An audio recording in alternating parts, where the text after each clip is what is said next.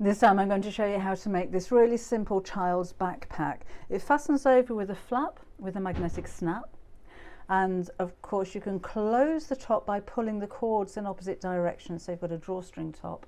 And I've made a pocket on the front. Now I haven't put a fastening on here, I don't think it needed it, but you could add one if you wish. And of course with a large pocket that I've put here, you could sew a dividing line or make that into pen pockets as well.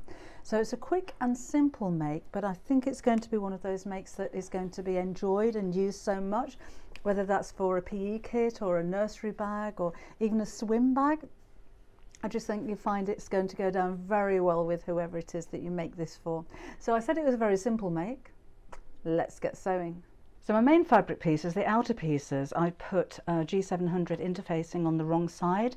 I wanted something to make the fabric a little bit more stable, but not something like a fusible fleece or batting or wadding, because I'm going to gather this around the top, so I still wanted it to be quite soft as well. So G700 will give it enough stability to give the bag some shape, but not so much that it's not going to gather.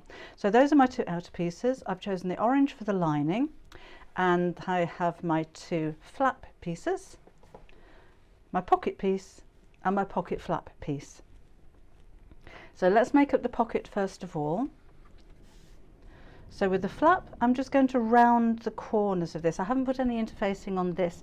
I didn't think that it needed it. And I'm just going to use a ribbon reel. Doesn't really matter, it could be a saucer or a sticky tape reel, or just something that's round and around about 3 to 4 inches. So just draw around the curve there, and I'm cutting through both layers both at the same time. Now the flap on my pocket doesn't have a fastening. It just folds over the top of the pocket so that it stops anything from falling out. But if you wanted to add a snap or some Velcro or something like that, then do feel free. The main part of the pocket is actually in one piece, so this is going to be kind of folded in half as it goes across the front of the bag. So let's do these two pieces first of all. So let's turn the pocket so that it's the right side together, and I'm just going to sew across the top edge here.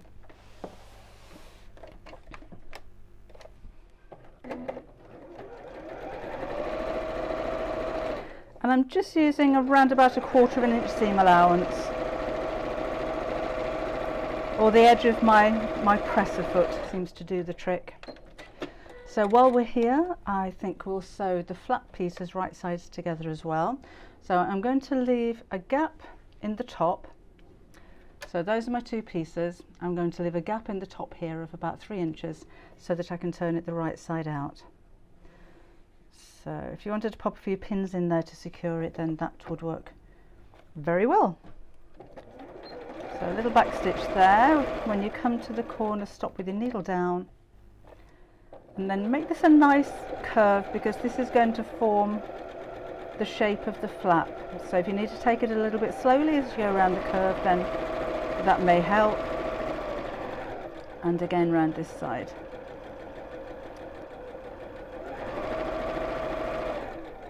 Back to the top and sew across. Now with the flap, I'm going to trim off the corners and just trim the seam around the curve back a little bit. If you've got pinking shears, then that would work well on that area. And we'll turn this the right side out. So your turning tool may help here to push out the corners. And then you can use the rounded end if you have one of these, just to push out the curves here as well. And we'll press that in just a second. And then top stitch just around these 3 sides. Let's turn the pocket through as well. And we'll give them both a press. I'm actually going to roll the seam over slightly so it's just towards the back, so I'm not worried about having that seam exactly on the top, which can be a little bit fiddly sometimes. And we'll give that a good old press. And then again I'm going to top stitch across the top of there. Given a little bit more time, it may be nice to use a contrasting thread, so I'm only using white at the moment, but for top stitching like this it may be fun to use an orange. Let's fold the edges of that turning gap inwards and press across there. So I'm just going to sew around the bottom 3 sides.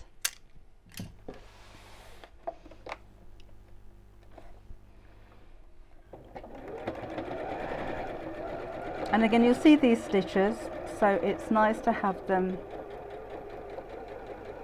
evenly spaced from the edge of your fabric. I mean, there are a few tips if you're not too hot on top stitching. For instance, using any foot that you have that has a guide. So it may be a 1/4 of an inch foot, you may have an edge stitch foot, or even some blind hemming feet have a guide on them, so that you can gauge how far away you're sewing from the edge and make it nice and consistent and even. So that's the flap, and then I'll just sew straight across the top of the pocket as well. I've actually got a little gap at the side of my foot, which is about 1/8 of an inch or 2-3 millimeters away from the needle, so that's the guide that I use to sew straight. There we go. So let's take one side of the bag here. So I'm going to place my pocket 2.5 inches from the bottom, and the flap is going to sit 1 inch from the top of the pocket. And I can just measure this to make sure that it's the same distance from each side, which is just about perfect as it was. Okay, so let's hold this together with a few pins. Again, this needs to be nice and straight as well, so you can, if you wanted to, use your ruler again just to make sure that this is sitting straight and centrally. And I'm pinning through all the layers there, so I'm holding the pocket in place as well. And I'm going to stitch across the top of the flap and across the bottom of the pocket, and then just put a couple of little tacking stitches at the side there. So just snip off that thread. So here we go. So this time do a little back stitch, so you're strengthening the end of the seam and stopping it coming undone. I don't normally back tack or back stitch if I'm sewing into a seam. So if this was actually going into the side here, then like with the sides here, I wouldn't back stitch there because it's going to be secured inside the seam here. So let's sew across the bottom quite close to the fold.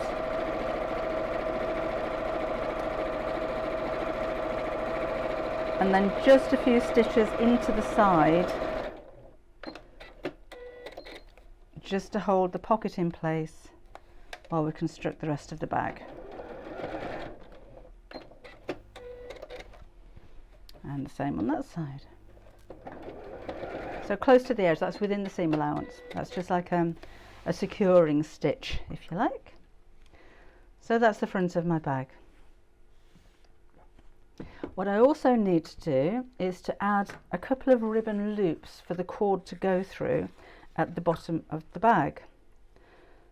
So let's do that. I'll just do that by eye. All the measurements, remember, are in the description box underneath the video. But that's 3 inches basically. Actually, let's do that a little bit short. I'm going to go for 2 inches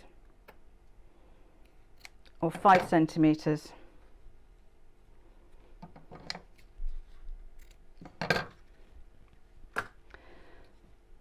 So fold that in half, and this is going to be sewn facing inwards to the bottom corners of the bag, but allow for a seam allowance again. So I'm going to make that 3/4 of an inch from the bottom, and we'll have a pin in there. So let's just have a look what 3/4 of an inch looks like in centimeters. That will be 2 centimeters from the bottom, and the same on this side. So fold in half, same distance, and pop in a pin.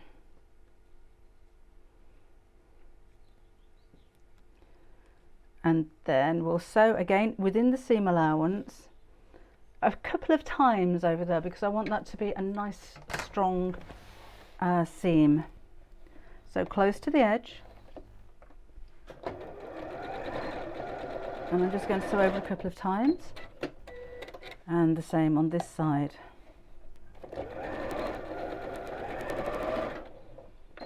And I can take out the pins.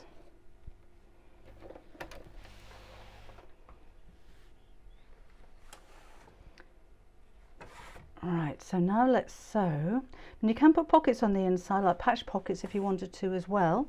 We'll do the flap next that goes over the top. I wouldn't put a zip pocket on the inside or the outside, to be honest, because you're going to gather the top of this, and zips tend to be a little bit stiff, so that wouldn't work too well. So I'm using the same template, and I'm again just going to pin that because it's all going to unravel if I'm not careful. So just hold that with a pin, and I'm just going to round off the corners in the same way that I did with the flap on the pocket. And I'm cutting through both pieces. With the flap piece, I've also put the G700 interfacing on the wrong side of the outer piece. So one piece has the interfacing on, and the other I didn't think it needed it.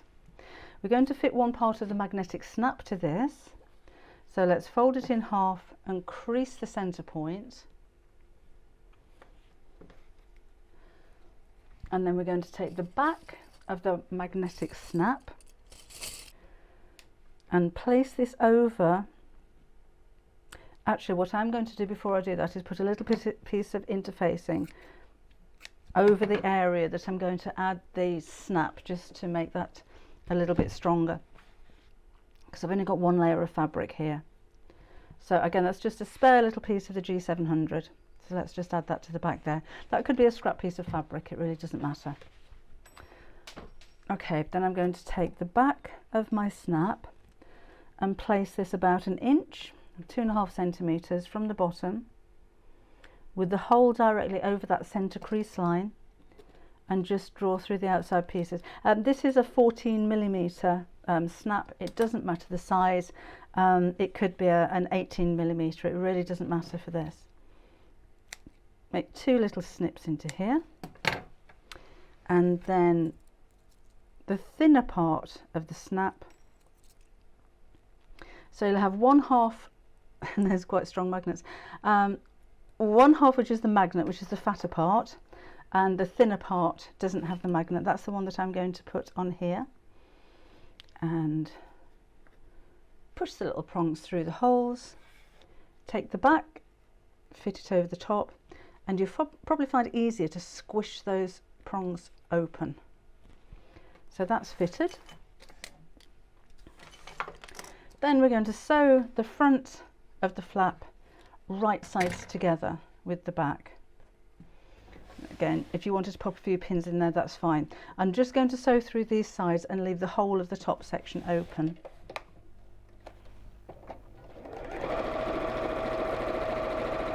So just like before,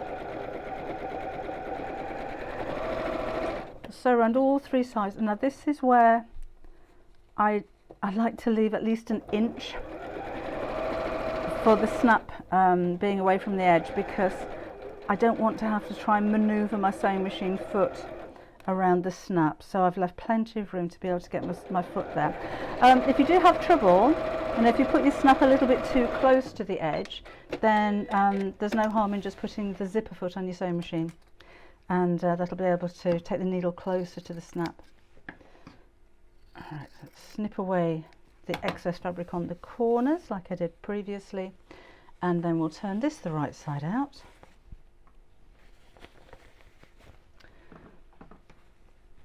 And we'll give this one a press.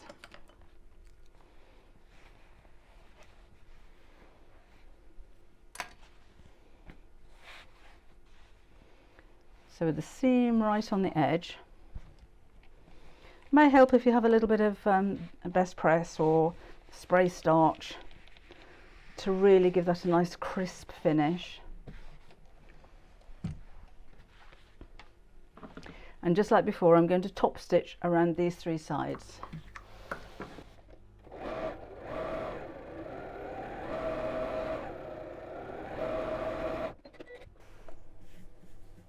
Then I'm going to sew the flap right sides together to the top of the back of the bag. So right sides together, meaning that the snap is facing upwards, and we'll have that centrally. I'll just pop a pin in there.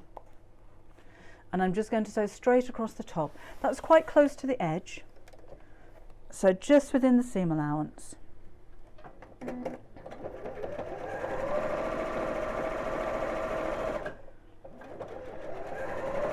So keep that nice and flat as you sew. There we go. And then this in turn is going to be sewn to the top of the lining. So again, sandwiching the flap in between the 2 pieces. We'll just have a couple of pins in here, some loose threads, so pin in there, pin in here, and I'm just going to go straight across the top, back again to my 1/4 inch seam allowance.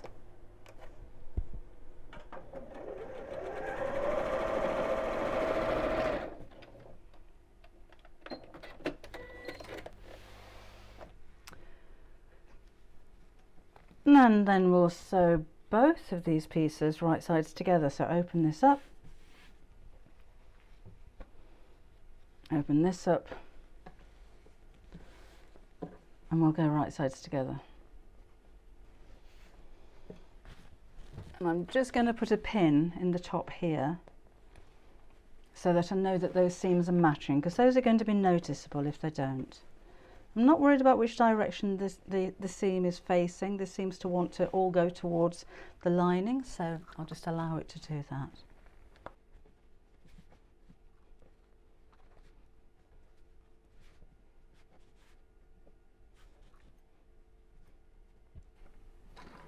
Okay, then we're going to sew all the way around the outside and leave a turning gap in the bottom of around about 3 or 4 inches, or around about 10 centimetres will be fine.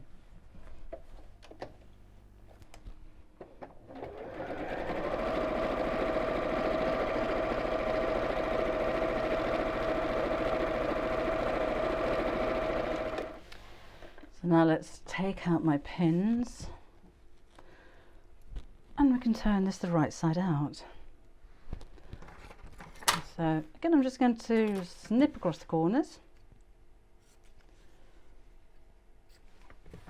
and on the outside, not through the stitches obviously, but just take away a little bit of that excess fabric from the corners, and then let's turn this through.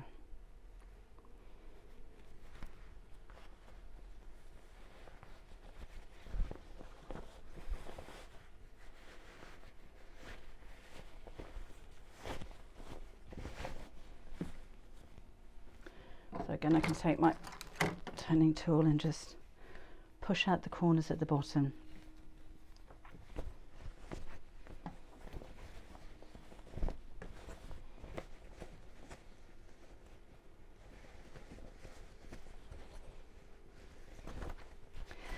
Now I know a lot of you are going to be thinking, so what happened to the second side of the magnetic snap? I deliberately left it until now because I want to make sure it's in exactly the right place. So I'm not going to sew the opening closed in the lining yet, but I have pushed the lining inside the bag. And then I can fold the flap over so I can mark exactly where that snap needs to be. Don't pull it too tight. So just let it fold over with maybe a centimetre or 1/2 inch or so at the top. And then let's find my marking pen again.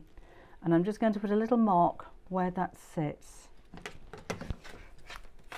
And make sure that that's right in the centre of my bag. So just to one side, just there. Now this time, because I have the interfacing on my bag, I don't need to put any kind of strengthening behind there. So just like before, I'm going to make a little mark each side of there. Let's take this. It's just an easy way to make sure that you've got your snap in exactly the right place. You don't want it too short and you don't want it too long. So if your seam allowances or your cutting is a little bit different to mine, then this is just an easy way to make sure it's in the right place. So let's put the prongs through each side of the mark, pop the back on,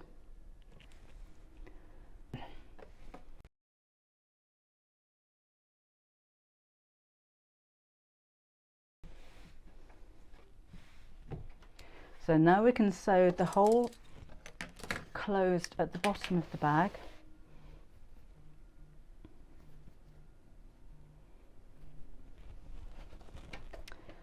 So I'm just pulling the edges open. If you wanted that to be a really invisible closure, then a hand stitch would be perfect, maybe with a ladder stitch or a slip stitch. But I'm just machine sewing this one. I think that's fine for what it is.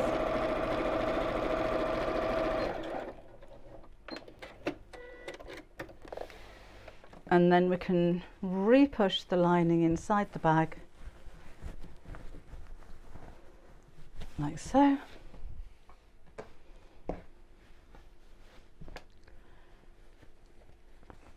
So let's maneuver this so that the lining, the seam from the lining and the outer is sitting right on the top, and we'll give that a quick press.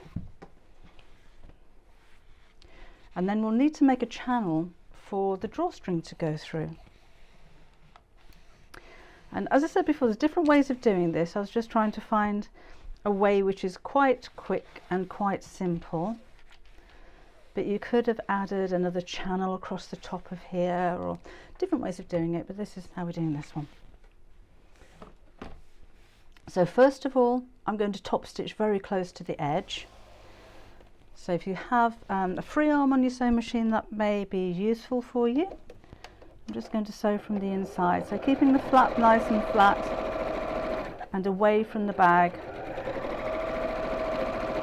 And again, I'm sewing quite close to the seam, maybe 1/8 of an inch or a couple of millimeters away.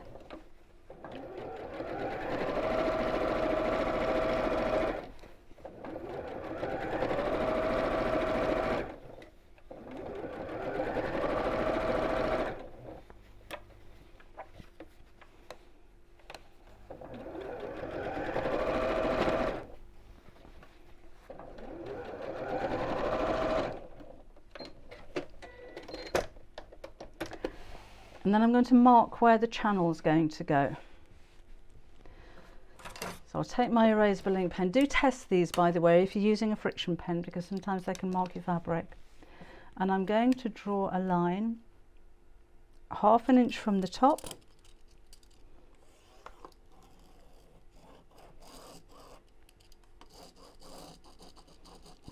Okay, I'm running out of ink. Just get a different pen. That's better. And then underneath there, another inch, 2.5 centimeters. So that's where my channel is going to be, and I'll need to do the same on the back. So again, 1/2 inch from the top,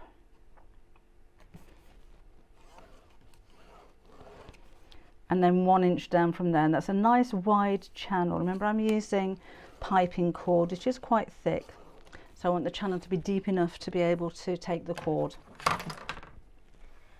And then I'll sew all the way around.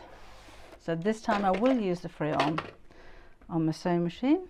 Let's just slip this over the edge and sew along both lines.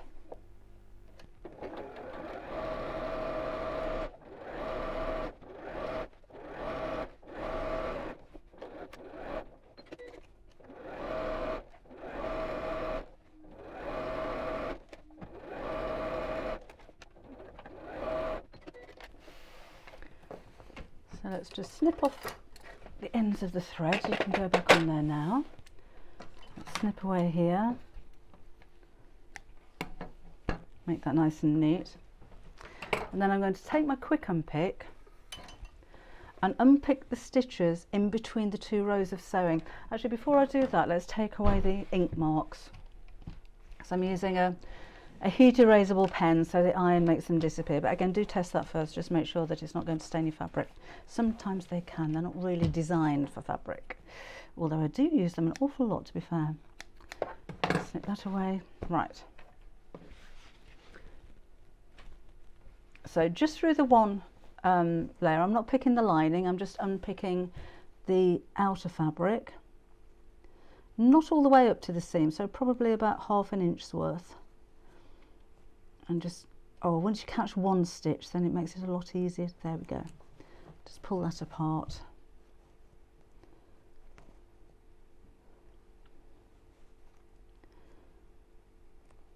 There we go. You will have these little bits that you need to pick off.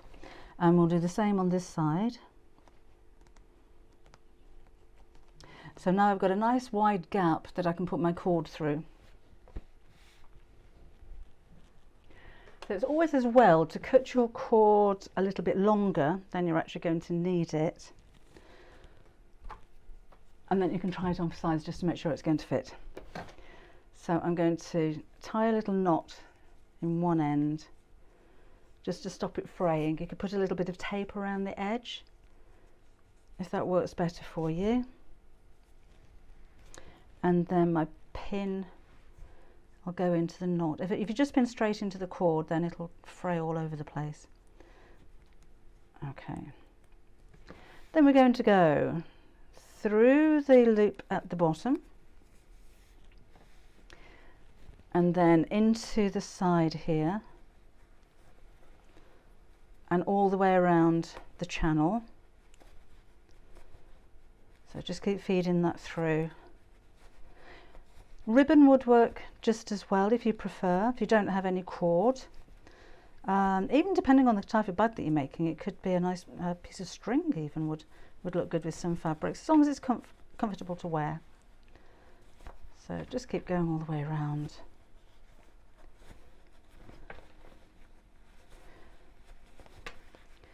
And then back out the same hole that we came in at.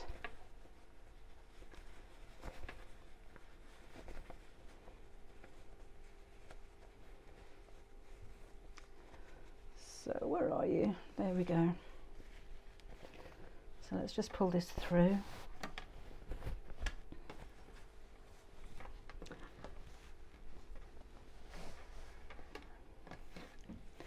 And then back through the hole at the bottom again. Then I can tie the ends of these together. Now the idea is that you have a knot big enough in the cord that it doesn't pull back through that loop. So a nice big fat knot there, and just make sure that's not going to come back through again. So that's one side. Let me just even that up a little bit. And then we'll do the same for the other piece of cord. So again, a little knot in the end, and then onto my pin. And this is going to go in the opposite direction. So from this side now, through the loop of the ribbon at the bottom, just pull that through, it's a little bit tight. Maneuver that through, there we go. And then we're going to go in the opposite direction here. So into this side here, all the way round and back out the other side. So you've got 2 lots of cord going through the channel.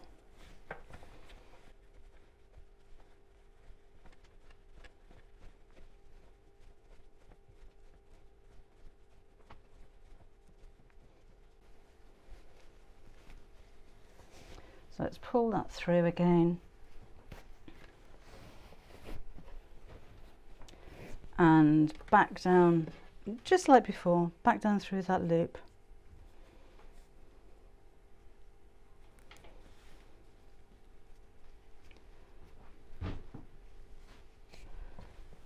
Make sure those are even.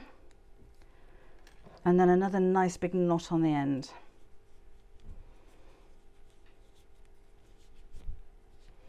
Now remember, you can try this on for size and make those straps a little bit shorter if you need to, but that basically is the bag finished.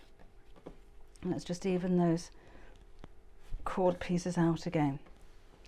So that fastens over. Pull these two sections together, and then this can sling on your back. If you need to shorten those cords, then do that now. So try it on, or try it on your child, and just see how that's going to fit. But I think you'll agree it's just a really, really simple little bag, and it's quick to make and it's fun, but it's going to be really useful as well. So I hope you enjoy making yours. Hope you make lots of them. They make great gift ideas as well. And I shall see you again next time. Thank you for joining me today. Bye-bye.